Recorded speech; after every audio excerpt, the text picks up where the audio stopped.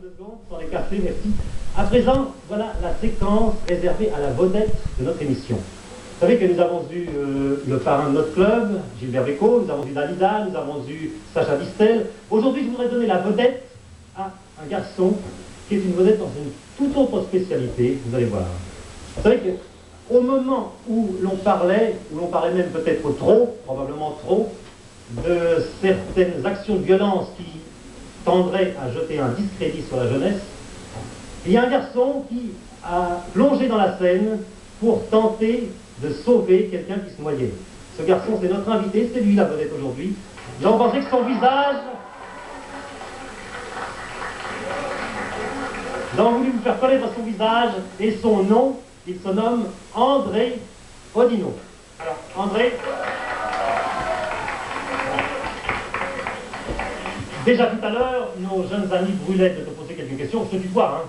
Ah oui, à 16 ans tu as. 16 ans et demi, faut pas oublier 6 mois. Alors, je laisse le micro et vous avez le feu vert à toutes les questions pour André. André, lorsque tu as sauté dans l'eau pour sauver cet homme, est-ce que tu as pensé à quelque chose? Oh non, non. C'est un élan peut-être du cœur, je sais pas. Ce n'est pas parfaitement instinctif. C'est instinctif. Et tu as enlevé quelques vêtements? Oui, j'ai enlevé premièrement d'abord mon par-dessus, mes chaussures et surtout mon foulard, car il appartenait à papa, je l'avais pris en douce. Ah ben non, ça s'approche bien. On fait une vraie conférence de presse, là. De quelle hauteur as-tu sauté? Environ 10 mètres, ça. De 3? Oui, c'est 3, mais je pense en... As-tu eu du mal à remonter? Oh, j'ai beaucoup de mal, car il pesait au moins 100 kilos et je me suis fait aider de 2 personnes. André, tu es un bon nageur. C'est pas pour me vanter, mais je crois que je suis un bon nageur. Est-ce que tu as déjà reçu une médaille de sauvetage ou un brevet quelconque? Non, mais j'espère avoir une proposition à la Sorbonne pour mon candidat de sauvetage. Ça, c'est normal, je pense. Pour passer sur un autre sujet, je voudrais te demander, lorsque tu rentres chez toi, qu'est-ce que tu écoutes comme musique? Du rock, du twist et du jazz. Quels sont tes chanteurs préférés? En jazz, Bonne chance. oui, Ray Charles. Je ne peux pas souffler. Dans le rock, Pink Taylor, Elvis Ah. Presley, Johnny Hallyday, et c'est tout. Tu aimes beaucoup le rock'n'roll, donc. Et est-ce que tu vas en surprise party? Rarement, mais j'y étais quand même. Tu as déjà été. Tu n'as rien à nous raconter à ce sujet? Oh non, je pense que Non, rien de spécial. Alors je pense qu'une fois de plus, nous avons la preuve qu'on peut très bien aimer le rock'n'roll, le jazz, les surprises parties, être malgré tout un garçon bien comme il faut, n'être pas un blouson noir. Je pense qu'on a une tendance à apporter un peu trop de discrédit sur la jeunesse actuelle à ce C'est ce sujet. que nous avons essayé de dire dans notre dernière émission télévisée, mais je crois qu'on peut le répéter, on peut aimer le rythme sans pour autant être un voyou, un blouson noir et tout ça. Et André en est l'exemple. Hein, vous avez une bonne tête, André. Oui.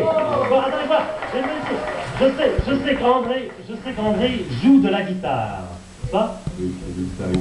quelques petits morceaux. Alors justement, je pense que si tout va bien, nous ferons une prochaine émission le 16 janvier, et je voudrais organiser une sorte de jam session des guitaristes rythme, et j'adresse un appel à tous nos amis du bout des ondes, ceux qui jouent de la guitare, ou ceux qui connaissent un bon guitariste, un jeune, à lancer éventuellement, vous nous écrivez, alors l'adresse c'est 107 rue de Grenelle, Paris 7e. formidable, hein, télévision. c'est ça, vous écrivez émission Achetant de tête de bois, 107 rue de Grenelle, Paris 7e, pour nous proposer ces jeunes talents. Nous organiserons une audition et les meilleurs prendront part à cette parade qui est prévue en principe pour le 16 janvier, mardi 16 janvier. Bon, avant notre parade, vous savez que les succès font l'objet d'une cotation, presque une sorte de bourse, et le Gallup de cette année 61 qui va s'achever nous indique quelques succès qui ont été les plus populaires. Je les ai groupés dans une parade que vous allez écouter maintenant et qui va vous retracer l'histoire de la chanson pendant une année entière.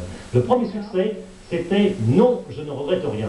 Seulement, c'est un succès qui est tellement marqué par Edith Piaf, par cette personnalité d'Edith Piaf, que je n'ai voulu la faire chanter par personne, cette chanson, et que nous allons mettre en route le jukebox pour écouter la version originale d'Edith Piaf. Ça vous va? Non, je ne regrette pas.